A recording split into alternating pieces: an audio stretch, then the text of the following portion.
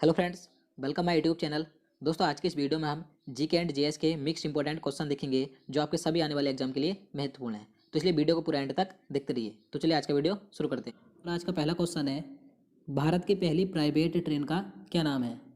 तो देखिए, अगर आपको पहले से ही किसी क्वेश्चन का आंसर पता है तो आप नीचे कमेंट बॉक्स में बता सकते हैं। तो इसका आंसर ऑप्शन सी हो जाएगा, तेजस एक्सप्रेस। तेजस एक्सप्रेस भी भारत की पहली प्राइवेट ट्रेन है। अब देखिए कहाँ से कहाँ तक चलती है, तो ये दिल्ली से लखनऊ तक चलती है। और देखिए इस ट्रेन का संचालन IRCTC कर रही है, ये भी याद रखना है। यहाँ पर मैं आपको बता दूँ, जो ट्रेन 18 है ये भारत की पहली इंजन रहित यानी कि बिना इंजन वाली ट्रेन है और इसका नाम बदलकर अब वंदे भारत एक्सप्रेस कर दिया गया है। तो आप इसे भी याद रखिएगा। चलिए अगला क्वेश्चन देखते हैं। भारत का पहला प्राइवेट रेलवे स्टेशन कौन सा है।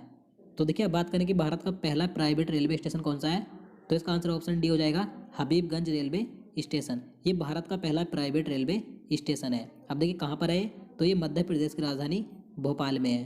और देखिए इस रेलवे स्टेशन का नाम बदलकर अब अटल बिहारी वाजपेयी रेलवे स्टेशन रखा गया है। तो आप इसे याद रखिएगा। चलिए, भारत में सर्वप्रथम रेल की शुरुआत किसके शासनकाल में प्रारंभ हुई थी। तो इसका सही आंसर ऑप्शन सी हो जाएगा, लॉर्ड डलहौजी। देखिए भारत में सर्वप्रथम रेल की शुरुआत लॉर्ड डलहौजी के शासनकाल में प्रारंभ हुई थी। देखिए इसके शासनकाल में पहली ट्रेन कब चली थी, तो 16 अप्रैल 1853 ईस्वी को मुंबई से ठाणे के बीच 34 किलोमीटर की दूरी पर पहली ट्रेन चलाई गई थी। तो आपको याद रखनी है डेट और स्थान, और ये दूरी भी याद रखनी है। और देखिए यहाँ पर बात करें लॉर्ड डलहौजी की, तो आप सभी को मालूम होगा, इससे संबंधित एक क्वेश्चन कई बार एग्जाम में पूछा जाता है कि जो राज्य हड़प नीति थी किसने अपनाई थी, तो लॉर्ड डलहौजी ने ही अपनाई थी। चलिए आगे नेक्स्ट क्वेश्चन देखते हैं। भारत में सर्वप्रथम चलाई गई ट्रेन का क्या नाम था। तो देखिए बात करें जो लॉर्ड डलहौजी के शासनकाल में 16 अप्रैल 1853 को पहली ट्रेन चलाई गई थी मुंबई से ठाणे के बीच, तो उस ट्रेन का क्या नाम था। तो ये भी मोस्ट इंपॉर्टेंट क्वेश्चन है। तो उसका नाम था ब्लैक ब्यूटी। तो इसका आंसर ऑप्शन सी हो जाएगा, ब्लैक ब्यूटी। तो आपको याद रखना है। चलिए अगला क्वेश्चन देखते हैं। अधिक मात्रा में क्या पाया जाता है। तो देखिए सबसे पहले मैं आपको बता दूं, जो ब्लड यानी कि रक्त होता है, तो ब्लड में सबसे अधिक मात्रा में 55% प्लाज्मा पाया जाता है और बाकी अन्य 45% इसमें रक्त कणिकाएँ होती हैं, जैसे कि RBC, WBC और प्लेटलेट्स। तो ये रक्त में होती है। रक्त में सबसे अधिक मात्रा में प्लाज्मा पाया जाता है। तो इस क्वेश्चन में यही पूछा गया है कि प्लाज्मा में सबसे अधिक मात्रा में क्या पाया जाता है। तो प्लाज्मा में सबसे अधिक मात्रा में 90% पानी होता है यानी कि जल होता है। तो इसका आंसर ऑप्शन डी हो जाएगा, जल। नेक्स्ट क्वेश्चन देखते हैं। बाहरी कान का कठोर लचीला भाग किसका बना होता है। तो इसका सही आंसर ऑप्शन सी हो जाएगा, उपास्थि का। उपास्थि का बना होता है जो कान का बाहरी कठोर लचीला भाग होता है। देखिए कई बार एग्जाम में पूछा जाता है कि कान में कितनी हड्डी पाई जाती हैं। तो देखिए एक कान में 3 हड्डी पाई जाती है, यानी कि दोनों कानों में कुल 6 हड्डी पाई जाती हैं। और देखिए अगर बात करें कि मानव शरीर की सबसे छोटी हड्डी कहाँ और कौन सी है जो पाई जाती है, तो मानव शरीर की सबसे छोटी हड्डी कान में पाई जाती है, जिसका नाम है स्टेपिज या स्टेप्स। तो आपको ये भी याद रखना है। चलिए नेक्स्ट क्वेश्चन देखते हैं। क्वेश्चन नंबर 7 है, शरीर में सबसे अधिक पाया जाने वाला ऊतक यानी कि टिश्यू कौन सा है। तो इसका राइट आंसर ऑप्शन ए हो जाएगा, संयोजी ऊतक। देखिए जो संयोजी ऊतक होते हैं ये मानव शरीर में एक अंग को दूसरे अंग से जोड़ने का कार्य करते हैं, साथ ही यह अंगों को सही स्थान पर भी रखते हैं। तो आपको ध्यान रखना है। और देखिए जो ऊतकों का अध्ययन है क्या कहलाता है, तो हिस्टोलॉजी कहलाता है। चलिए अगला क्वेश्चन देखते हैं। मानव शरीर का सबसे बड़ा अंग कौन सा है। देखिए सिंपल सा क्वेश्चन है ये, लेकिन कई बार स्टूडेंट इसे गलत कर देते हैं। तो मानव शरीर का सबसे बड़ा अंग कौन सा होता है, त्वचा होता है। तो इसका आंसर ऑप्शन सी हो जाएगा, त्वचा। देखिए कई स्टूडेंट इसका आंसर क्या लगाते हैं, यकृत। देखिए यकृत मानव शरीर का सबसे बड़ा अंग नहीं होता है, ये मानव शरीर की सबसे बड़ी ग्रंथि होती है। तो आपको ये भी ध्यान रखना है। और देखिए जो थायराइड ग्रंथि होती है ये मानव शरीर की सबसे बड़ी अंतःस्रावी ग्रंथि होती है। तो आपको तीनों याद रखने हैं। चलिए अगला क्वेश्चन देखते हैं। किस हार्मोन को लड़ो या उड़ो हार्मोन कहा जाता है।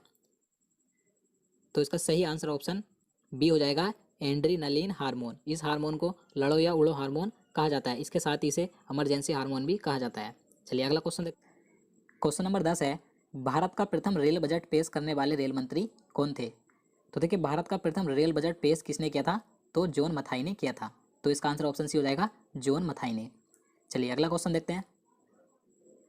भारत की सबसे लंबी रेलवे सुरंग कौन सी है। तो इसका आंसर ऑप्शन ए हो जाएगा, पीर पंजाल। देखिए पीर पंजाल रेलवे सुरंग भारत की सबसे लंबी रेलवे सुरंग है। देखिए पीर पंजाल को ही बनिहाल रेलवे सुरंग भी कहा जाता है। तो आपको ये नाम भी याद रखना है। देखिए बात करें कि इसकी लंबाई कितनी है, तो इसकी कुल लंबाई 11.215 किलोमीटर है। तो आपको ये लंबाई भी याद रखनी है। देखिए ये सुरंग जम्मू कश्मीर के बनिहाल से हिमालय के पीर पंजाल तक निकलती है, तो आपको याद रखना है। चलिए अगला क्वेश्चन देखते हैं। किसी राज्य में राज्यपाल की नियुक्ति संविधान के किस अनुच्छेद के तहत की जाती है? तो इसका आंसर ऑप्शन ए हो जाएगा अनुच्छेद 153 के तहत। देखिए आर्टिकल 153 के तहत एक या एक से अधिक राज्यों का एक राज्यपाल होगा, तो आपको याद रखना है 153 के अनुसार किसी भी राज्य में राज्यपाल की नियुक्ति की जाती है। अब यहाँ पर बात करें आर्टिकल 154 की, तो देखिए आर्टिकल 154 के तहत राज्य की कार्यपालिका की शक्ति राज्यपाल में निहित होती है। और यहाँ पर बात करें आर्टिकल 155 की, तो देखिए आर्टिकल 155 के तहत राज्यपाल की नियुक्ति राष्ट्रपति के द्वारा की जाती है, तो आपको ये सभी याद रखना है। चलिए आगे बढ़ते हैं। राज्यपाल की पद पर नियुक्ति की न्यूनतम उम्र क्या होनी चाहिए? तो देखिए राज्यपाल बनने के लिए न्यूनतम उम्र कितनी होनी चाहिए? तो 35 वर्ष। तो इसका आंसर ऑप्शन सी हो जाएगा 35 वर्ष, आपको याद रखना है। और देखिए राष्ट्रपति बनने के लिए न्यूनतम आयु भी 35 वर्ष होनी चाहिए। चलिए अगला क्वेश्चन देखते हैं। राज्यपाल को पद की गोपनीयता की शपथ कौन दिलवाता है? देखिए सिंपल सा क्वेश्चन है, आप सभी इसका आंसर बता सकते हैं, तो आप इसका आंसर कमेंट बॉक्स में बताइएगा। तो इसका आंसर ऑप्शन सी हो जाएगा राज्य के उच्च न्यायालय का मुख्य न्यायाधीश। देखिए राज्य का उच्च न्यायालय का मुख्य न्यायाधीश राज्यपाल को उसके पद की गोपनीयता की शपथ दिलाता है, तो आपको याद रखना है। देखिए नियुक्ति राष्ट्रपति के द्वारा की जाती है और शपथ राज्य का उच्च न्यायालय का मुख्य न्यायाधीश दिलाता है। अब देखिए यहाँ पर उच्च न्यायालय की बात हुई है, तो मैं आपको बता दूँ कि अगर आपसे पूछा जाए कि वर्तमान में भारत में कितने हाई कोर्ट यानी कि उच्च न्यायालय हैं, तो आपको याद रखना है 25 हैं। अब देखिए 25वां जो हाई कोर्ट है ये जनवरी 2019 में बना है आंध्र प्रदेश राज्य का, तो आपको याद रखना है। चलिए अगला क्वेश्चन देखते हैं। क्वेश्चन नंबर 15 है, राज्यपाल पद पर बना रहता है? तो इसका आंसर ऑप्शन सी हो जाएगा राष्ट्रपति के प्रसाद पर्यंत। देखिए राष्ट्रपति की मर्जी तक ही राज्यपाल अपने पद पर बना रहता है, लेकिन राज्यपाल का कार्यकाल सामान्य 5 वर्षों के लिए होता है, लेकिन अगर राष्ट्रपति चाहे तो राज्यपाल को कभी भी उसके पद से हटा सकता है, तो आपको याद रखना है। चलिए अगला क्वेश्चन देखते हैं। स्वतंत्र भारत में निम्नलिखित में से कौन सी महिला किसी राज्य की राज्यपाल थी? राइट आंसर ऑप्शन ए हो जाएगा सरोजिनी नायडू। देखिए सरोजिनी नायडू ये स्वतंत्र भारत की पहली महिला राज्यपाल थी। अब देखिए किस राज्य की थी? तो ये उत्तर प्रदेश यानी कि यूपी की थी, आपको याद रखना है। अब देखिए यहाँ पर बात करें सुचेता कृपलानी की, तो देखिए सुचेता कृपलानी ये भारत की प्रथम महिला मुख्यमंत्री थी, तो ये भी उत्तर प्रदेश की थी, आपको याद रखना है। यहाँ पर बात करें सुषमा स्वराज की, तो देखिए सुषमा स्वराज का भी हाल ही में निधन हो चुका है, तो ये दिल्ली की प्रथम महिला मुख्यमंत्री थी, तो आपको तीनों नाम याद रखने हैं। चलिए आगे बढ़ते हैं। किसी राज्य के मुख्यमंत्रियों की नियुक्ति कौन करता है?